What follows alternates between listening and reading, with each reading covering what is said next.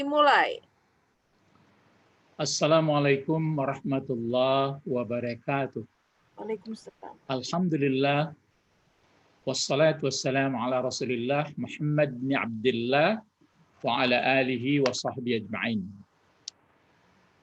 Peserta bahasa Al-Qur'an, anak-anak Bapak dan jamaah kaum muslimin muslimat pencinta bahasa Al-Qur'an. Kita lanjutkan pertemuan kita yang ketiga.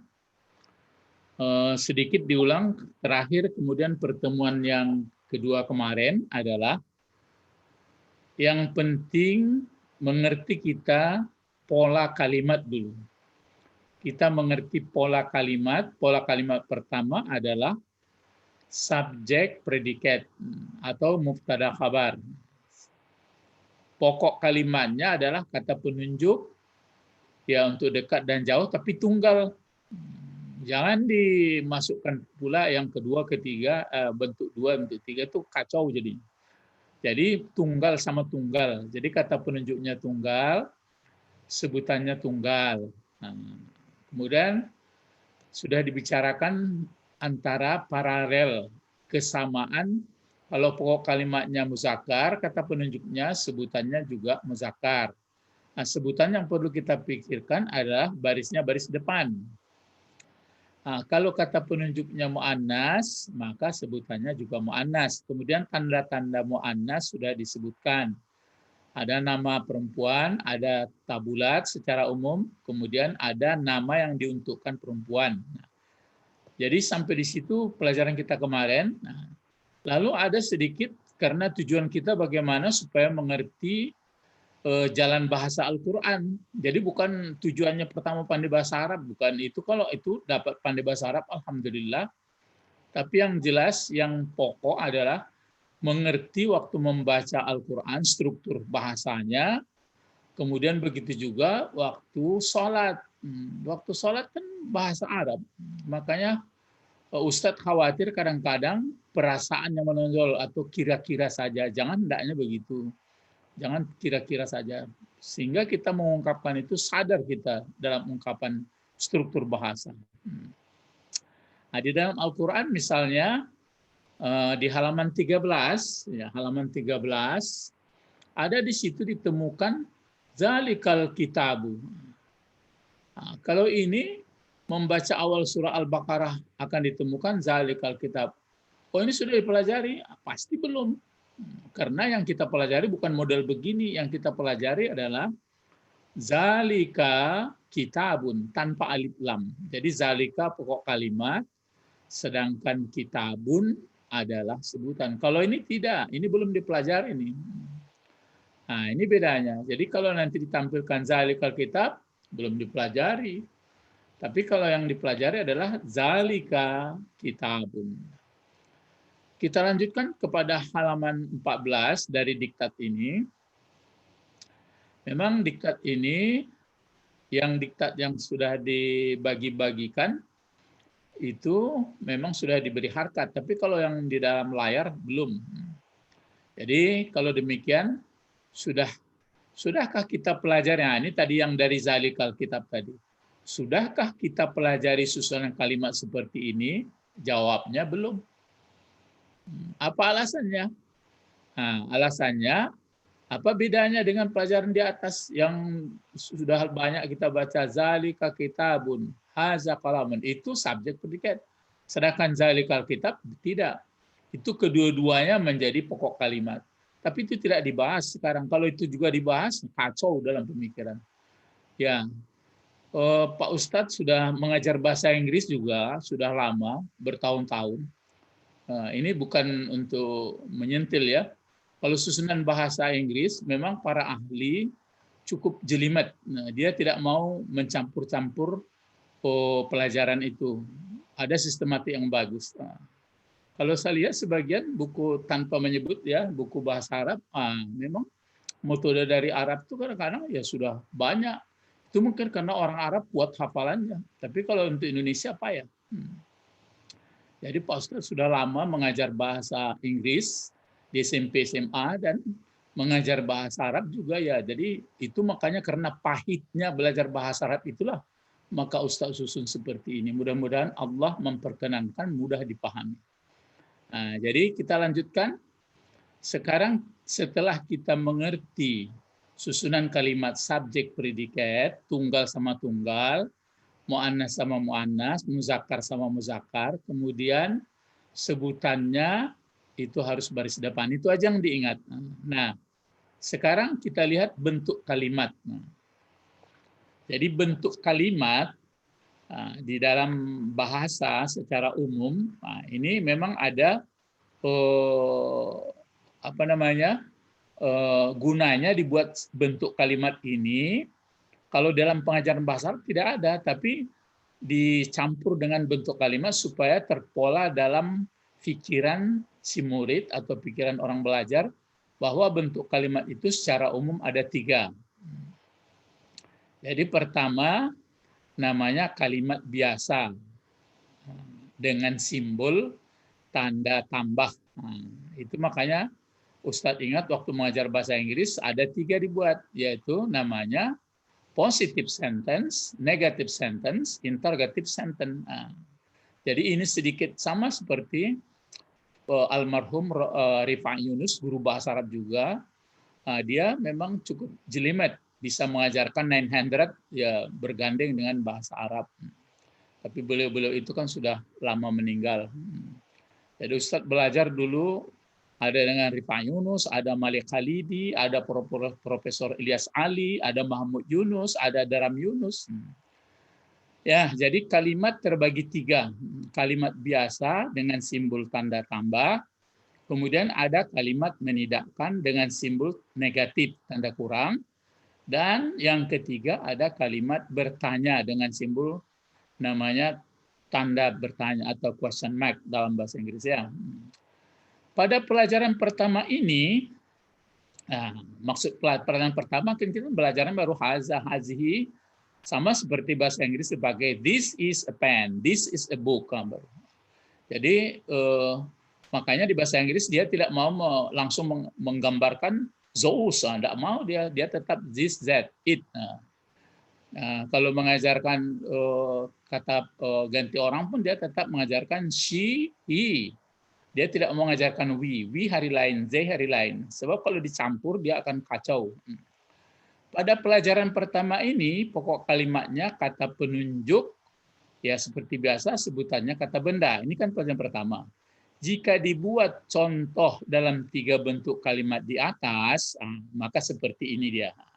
Ini sebenarnya supaya membangun image, membangun otak si murid, supaya tergambar oleh dia. Dalam bahasa Arab ini memang tidak ada, tapi ini langsung sekali untuk sekadar menolong supaya bisa. Nanti akan dipelajarinya untuk tingkat lebih atas. Misalnya ini, ya, apa bacaannya ini? Kalau ini kalimat biasa. Haza kitabun. Ya, haza kitabuna. Kan ini yang kita pelajari. Berarti ini sebuah kitab. Kalau ini untuk menidakkan pakai tidak, maka yang kita pakai tambahnya laisa. Ini dia, laisa. Jadi dibuatlah haza laisa, di sini bertukar kitaban. Sedangkan dalam positifnya kalimat biasanya kitabun. Kalau untuk menidakkan dipakai kitaban. Kan terus mulai terbentuk dalam otak kita itu, oh begitu ya. Jadi haza laisa kitaban. Atau satu lagi jalannya bisa seperti ini. Laisanya dahulukan. Laisa haza kitaban.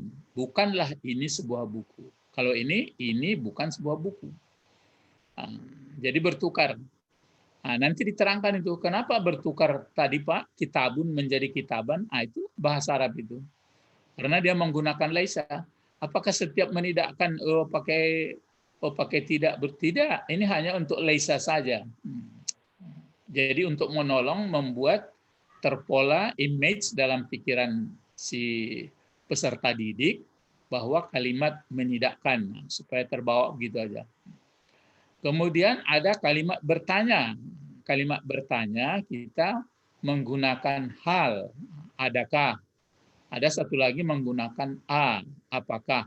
Jadi kalau membuat kalimat bertanya, barisnya seperti kalimat positif. Hal haza kitabun. Hal haza kitabun. Apakah ini sebuah kitab? Hal haza kitabun. Atau satu lagi, ahaza kitabun. Apakah ini sebuah kitab? Jadi pemirsa dan anak-anak Bapak dan kaum muslimin muslimat pencinta bahasa Al-Quran, mengertilah kita 3 bentuk kalimat. Dalam kalimat menidakkan ini caranya meletakkan lay saja bisa setelah haza dan atau di depannya. Tapi ingat kalau sudah pakai laisa dia khusus laisa ya, maka kitabun bertukar menjadi kitaban. Nanti diterangkan di belakang. Ini kan seperti. Tapi kalau untuk kalimat biasa tetap hal haza kitabun. Apakah ini sebuah kitab? Apakah ini kitab? Mafhum bih. Coba apa jawab? Mafhum bih? Naam. Mafhum bih itulah kenang-kenangan dari Profesor Mahmud Yunus. Kalau beliau mengajarkan kami, dia ke depan mafhum bih. Ghairu. Gitu gaya beliau. Naam. Fahimna ya Ustaz. Jadi itu Profesor Mahmud Yunus. Kalau yang ahli tulisan itu Daram Yunus. Ya kalau yang ahli kawaid itu Johar Nurdin ya, Johar Nurdin. Jadi beliau itu telah mendahului, telah meninggal dunia. Itu makanya bagaimana generasi yang akan datang, itulah maka Ustadz pun terasa terpanggil untuk mengajarkan bahasa Al-Quran ini. Terus, coba perhatikan perubahan baris atau harkat huruf akhir kata yang berfungsi sebagai sebutannya, yaitu atau yakni kitab. Tadi kan ada kitab ini, perubahan barisnya itu, ini kitab. Bagaimana perubahannya? Pada kalimat biasa, baris huruf terakhir dari kata sebutannya, yaitu kitab, dibaca bun, seperti haza kitabun. Baris akhir huruf terakhir kata kitab dalam bentuk menidakkan, itu dibaca ban. Laisa haza kitaban. Atau haza laisa kitaban. Dibaca ban. Sedangkan baris huruf dari kata, baris akhir huruf dari kata dalam kalimat bertanya kembali dibaca bun seperti baris kalimat biasa. Kan mudah memikirkan itu, tidak seperti sesulit membuat teknologi komputer. Jadi nanti Al-Quran dibaca bisa menjadi bahan telaah. Jadi tujuan kita belajar bahasa ini adalah supaya bisa mentelaah bacaan menurut kaidah bahasa. Jadi bisa menganalisa, bisa mengembangkan. Jadi tidak hanya sekedar lihat terjemah kira-kira begitu. Kalau itu bagi orang yang kesulitan, yang belum ada ilmu, tentu kita tidak mau ilmu kita itu terus. Makanya Ustadz sering bertanya, kenapa ya Islam kok mesti pakai bahasa Arab? Tapi orang kan sulit, ya memang sudah begitu katanya. Sebenarnya kalau dilihat Al-Quran, inna anzalnahu Qur'anan Arabiyya, ya dia di dalam bahasa Arab atau diturunkan menurut bahasa Rasulnya. Jadi kita non Arab bagaimana? Jadi mau tak mau mesti belajar dengan sungguh. Coba lihat dalam halaman 8 dan 9 pada buku ini. Jadi sudah lewat dalam diktat ini, halaman 8 9 di situ banyak. Bagaimana ya? Mari sama-sama merubah kalimat ini, maksudnya supaya diktatnya dirubah, ditulis. Biasa ini menjadi kalimat menidakkan, menjadi kalimat bertanya. Jadi halaman 8 dan 9 dilihat. Misalnya kalau kita kembali dalam 89 ya, sebentar. Ini halaman 89. Ini halaman, ini kan halaman 9. Nah, ini kan halaman 9. Coba dirubah ini. Ini kan kalimat positif. Coba ditukar negatif. Ditukar lagi ke intergatif. Ini pun halaman 8. Ditukar sedikit. Jadi kalau sudah bisa menukar-nukar dengan baris, itu maka mesti melatih menulis insya Allah akan mengerti. Semoga Allah membukakan pikiran kita. Nah, sekarang kembali kita kepada kelanjutan ya pelajaran kita. Nah, ini dia. Di halaman 89 sudah itu lihat. Caranya adalah peserta bahasa Arab Al-Quran wajib membaca teks ini dengan berulang-ulang, kemudian menuliskannya. Jadi memang harus diulang-ulang terus, menulis. Ya, makanya kadang-kadang Ustadz bertanya juga, apakah perlu menulis, sudah cukup main laptop jari-jari saja atau tidak perlu nulis lagi. Jadi kadang-kadang terpikir oleh Ustadz, menulis itu ada pengaruh ke kejiwaan. Mari kita perhatikan cara membuat kalimat menidakkan dengan menggunakan laisa atau laisat. Nah, sudah terbayang itu. Kalau laisat itu adalah untuk perempuan. Kan sudah jelas ada perempuan. Kalau laisa untuk laki-laki. Nah, lihat ya. Coba baca. Laisa, apa bacanya? Laisa haza kitaban. Ya, baca kitaban dulu. Nanti kalau sudah biasa, laisa haza kitaban. Pasti tertulis kitaban. Kenapa bertukar kitaban? Karena ada laisa. Jadi undang-undangnya nanti kalau ada kata laisa, maka khabar atau predikat itu bertukar menjadi baris di atas. Nah, baris di atas dua itu tidak cukup kalau tidak dibantu dengan alif. Ada yang tidak. Jadi yang jelas ini, laisa haza kitaban. Tidaklah ini sebuah buku. Kalau yang perempuan dia, laisat. Hadihi. Laisat hazihi. Majalatan. Ya, na'am, majallatan. Di sini kitaban baris dua dibantu dengan alif. Alif rasam namanya. Kalau di sini dikasih baris dua cukup tidak dibantu dengan alif. Jadi laisat hazihi majallatan. Bukanlah ini sebuah majalah. Lanjut di halaman 16. Masih. Coba baca. Laisa, apa bacaannya? Laisa zalika baitan. Ya. Naam. Laisa zalika baitan. Bukanlah itu sebuah rumah. Kalau yang muannas dia, laisat tilka suratan. Bukanlah itu sebuah foto. Ya. Jadi kalau soal arti jangan risau, sudah ada kamusnya. Jadi ini yang penting di dalam bahasa Arab. Jadi bukan saya sudah belajar bahasa Arab, saya pergi ke pasar, anak saya bilang kemana-mana perginya itu bukan berdasarkan ilmu, jadi hanya latah meniru-niru ya. Jadi ini dia laisat tilka surah. Sebutannya atau kabarnya berubah baris akhirnya menjadi baris dua di atas. Ini baitan suratan. Yang tadi seperti majallatan kitaban. Bertukar dia. Lihat barisnya. Suratan, baitan, majallatan, kitaban. Di sini memang tidak ada barisnya. Tapi ingat-ingat saja. Kitaban, majallatan, baitan, suratan. Kalau yang pakai ta seperti ini cukup baris dua. Kalau ta biasa atau ba, dibantu. Ini makanya ada undang-undang seperti ini. Cara menuliskan baris dua di atas, baris dua di atas, tadi kan baris dua di atas ya, karena ada pengaruh laisa. Apabila kata benda atau kata sifat itu tidak diakhiri dengan, berarti bukan berakhir dengan huruf hamzah. Ini kan hamzah ini. Satu lagi, tidak pula diakhiri dengan tabulat seperti ini. Dan tidak pula dengan kata tertentu seperti hudan. Ini kan ada ya-nya. Seperti Musa gitu. Dunia. Itu sudah tertentu.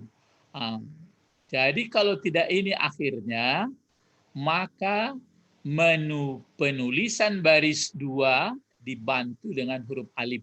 Ini dia tadi itu. Alif. Namanya alif tulisan, kalau bahasa Arab disebut alif rasam. Ya. Seperti contoh di atas.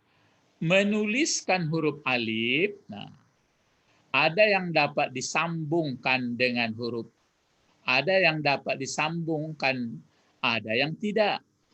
Coba perhatikan kata benda yang berbaris dua di atas. dan dalam pelajaran buku pertama ini. Coba dipelajari buku-bukunya. Ada yang bisa disambungkan dengan alif, ada yang tidak. Misalnya dia berakhiran waw, disambung pula waw dengan alif enggak. Itu makanya Ustadz menyarankan kalau ingin mengerti bahasa Al-Quran, harus pandai membaca huruf, menyambung huruf, lancar. Nah, itu.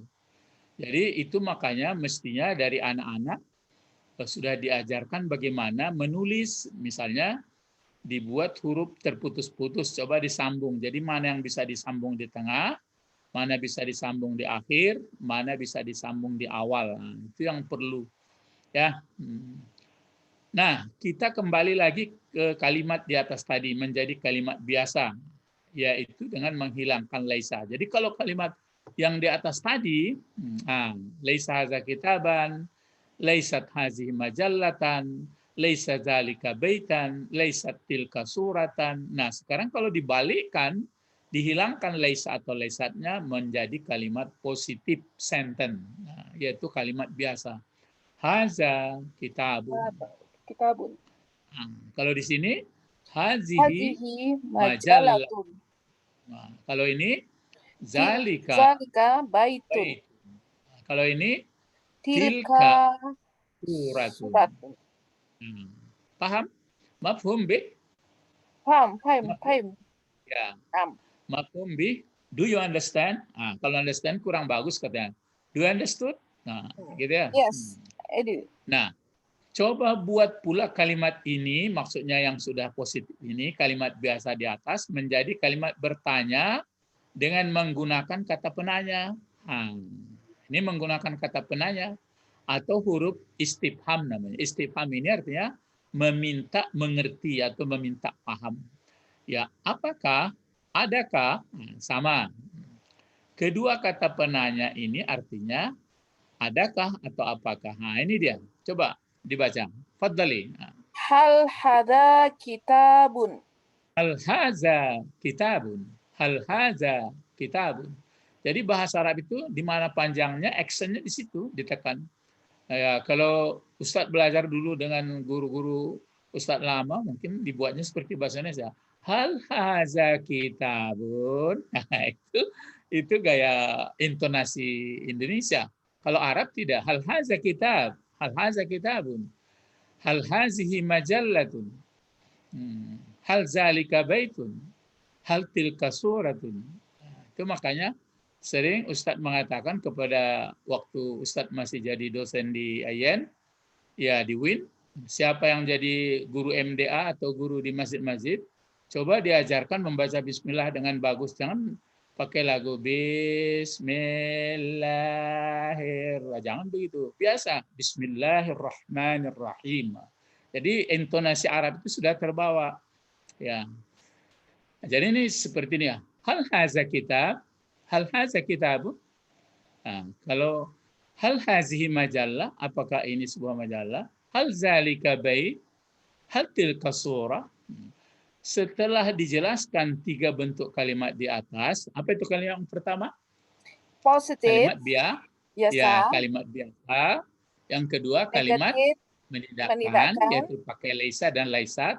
Yang ketiga pakai kata penanya. Hal. Penanya itu hal atau mengertilah kita bagaimana baris akhir huruf dari kata benda atau kata sifat yang berfungsi sebagai sebutan atau kabar. Mengertilah kita, oh kalau begitu huruf-huruf terutama kata benda atau kata sifat itu tidak semaunya ya. Itu maka sering kata benda itu yang terakhir tidak dikasih huruf karena tergantung jadi apa dia. Nah, jadi huruf Arab barisnya itu tergantung jadi fungsi apa jabatannya. Itu maka apa i'rabnya. Jadi mengertilah kita, oh rupanya sebutan itu bertukar-tukar bentuknya. Barisnya mungkin baris depan, mungkin ini karena ada laisa baris di atas, nanti baris bawah belum. Tanda mati tidak ya. Nah, jika dalam bentuk kalimat biasa atau kalimat pernyataan tentang baris huruf akhir kata sebutan yakni berbaris dua depan. Nah, Jika dalam bentuk menidakkan, berbaris 2 di atas. Jika dalam bentuk kalimat bertanya, juga berbaris 2 depan. Sama barisnya seperti ketika menjadi kalimat biasa. Jadi wawasan kita ini yang perlu dulu dibangun. Memang waktu Ustadz ke Malaysia dulu, masih ingat, waktu di Universitas Malaysia, memang ditanya orang, apakah bisa orang mengerti nanti bahasa Al-Quran ini dengan haza-hazi. Wah, ini kan dasar dari bawah. Kalau langsung sekali diajarkan, komplit ya, pingsan lah. Jadi mesti dari bawah, step by step, khutbah wa khutbah dalam bahasa Arab. Jadi coba baca teks Arab gundul lah, kan sudah pakai gundul di bawah ini. Dianjurkan baca saja, jangan diberi baris dengan pena. Sebab kalau dikasih baris dengan pena, sudah tertulis, nggak ada berpikir lagi. Tapi kalau dibaca-baca saja, mari ini bacaan namanya al-mutala'ah. Nah, coba silakan membacanya. Ini Arab gundul. Coba mulai membacanya. Zalika masjidun. Ya, na'am. Hadihi risalatun. Na'am.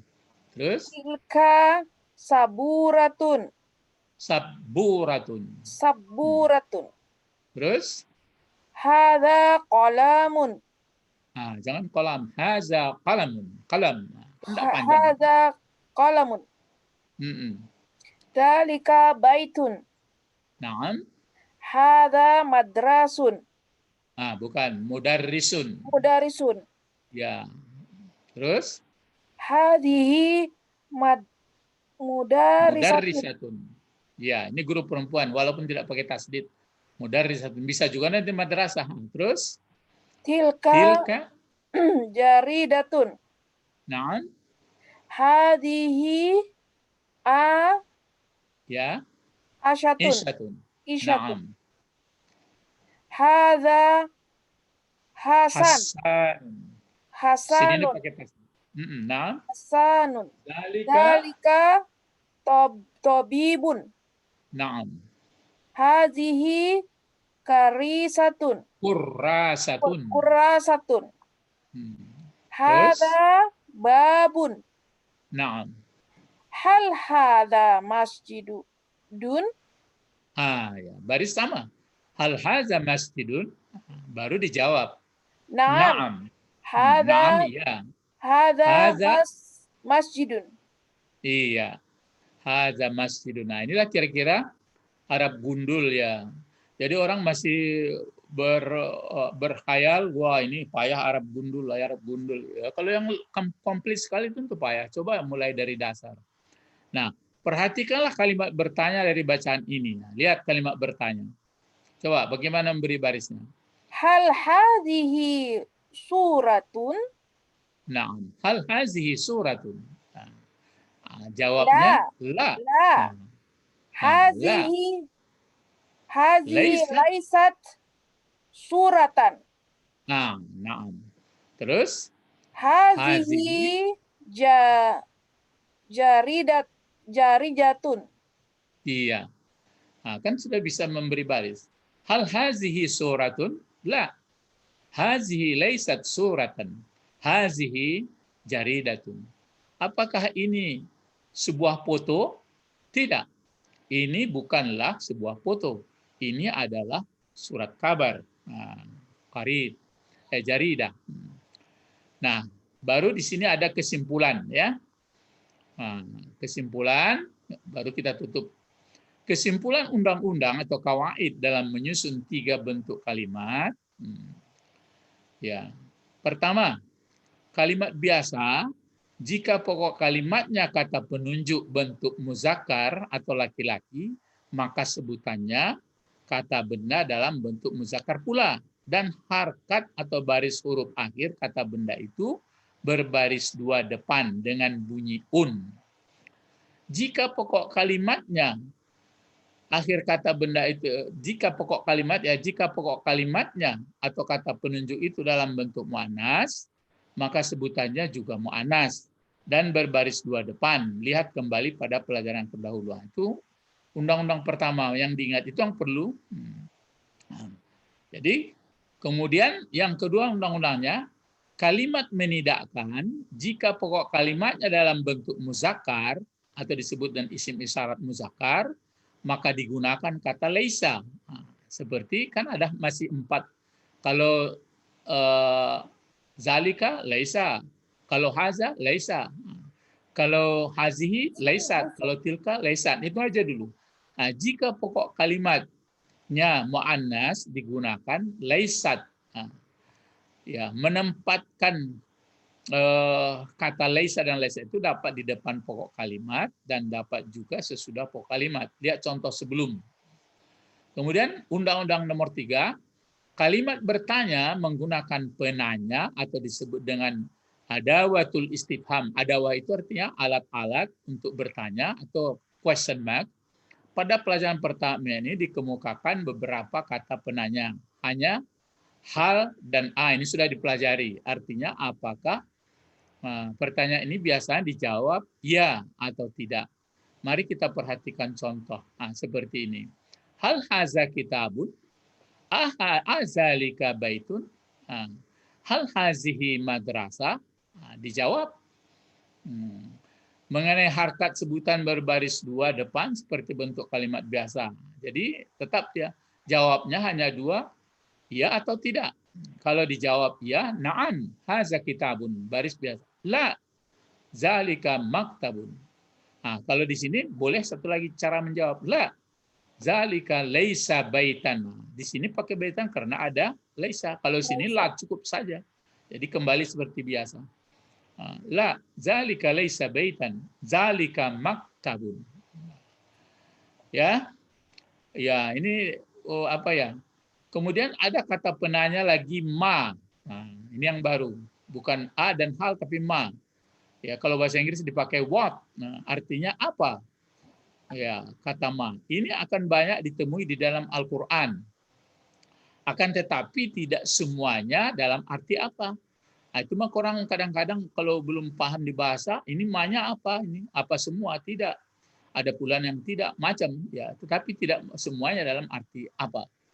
Insya Allah akan dijelaskan pada pelajaran yang lain. Perhatikan menggunakan ma, lihat ini. Mahaza, mahaza, coba buat pertanyaan. Mahaza, jawab. kitabun.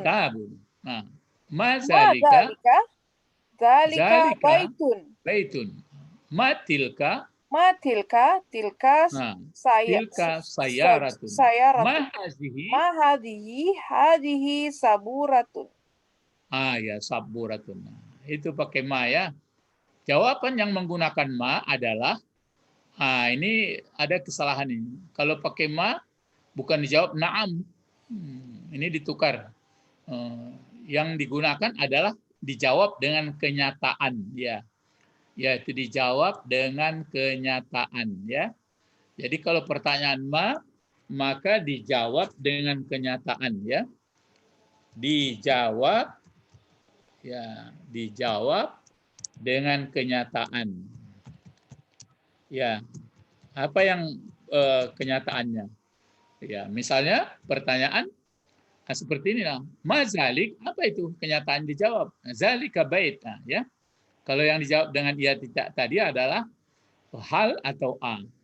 Kemudian satu lagi, ini satu lagi, man. Kalau bahasa Inggris dipakai adalah who. Artinya siapa. Kata penanya ini digunakan untuk menanya orang. Mungkin profesinya yang ditanya atau statusnya. Kalau ma tadi enggak, itu menanya jabatan ataupun menanya apa, benda ya, what. Ini barisnya sama saja. Man haza, man hazihi, biar laki-laki perempuan dipakai man juga. Man zalika, man tilka, man haza, siapa.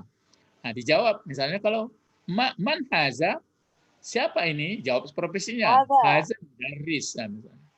Atau man tilka, bisa dijawab tilka mudarrisah atau man tilka Zainab, ya. Perlu diperhatikan bahwa semua baris akhir huruf dari kata yang sebutannya ketika dalam kalimat bertanya sebutan itu berbaris dua depan sebagaimana halnya ketika dalam kalimat biasa. Dengan demikian sudah dapat dikemukakan dalam bentuk bacaan sederhana seperti yang di bawah ini.